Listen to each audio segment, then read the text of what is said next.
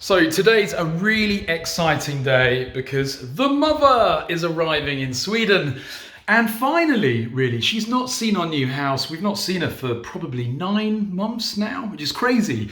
She's obviously not seen her grandchild either for 9 months. And it's just really sad that this horrible global pandemic has just broken families, really, from physically seeing each other. Even families who are in the same country have struggled to see each other when the country has locked down, as the UK did. But I think it was the day before yesterday, the UK announced that Sweden was now on the exception list from the self-isolation for 14 days. So, there's no reason she couldn't have flown over before, but it would have meant when she returned having to self-isolate for 14 days. And that means not leaving the house other than for essential shopping. And basically, if you're working, it's a real impact on your life. So she booked a flight, coming over, arriving today, and hopefully lots of other families, British families in the UK, and those living in Sweden are now being reunited and travelling over to see him as well. So I hope you guys are all having a really good time. A bit of a late night out last night.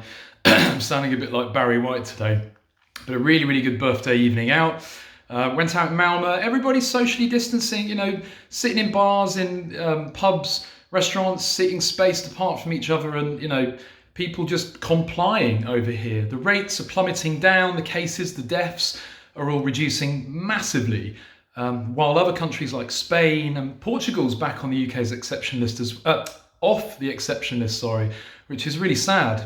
Portugal initially was praised for its approach to COVID because they put in measures immediately to stop people coming in and out. And now their rates are rising dramatically. So this is an ongoing saga, and unfortunately the end is not in sight for a lot of countries. But hopefully some of them will start to think about what Sweden have done and start to adopt the strategy. Because I have to say, I've seen so many sad stories of depression and loneliness from the UK, friends over there, over the last week.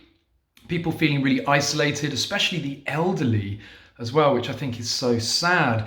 And I just hope that you guys are coping out there with, those kind of the mental well-being, because that's the long-term impact of this as well. Not just economic, not just social, not just education, but also mental. You can't go and see a doctor and speak to a doctor properly face to face. You have to do it over the phone. And yeah, if you've got an achy arm, that's all good. But when it's in here and you need to talk about it with somebody, because you're feeling isolated, it's not much of a fix speaking to a doctor on a phone in the place that you're feeling isolated. So it's very sad, but look after yourself, guys. In the meantime, I better get this bed ready in the spare room for the mother to sleep on. So have a good weekend, folks. Have a really, really good one. And take care of yourselves.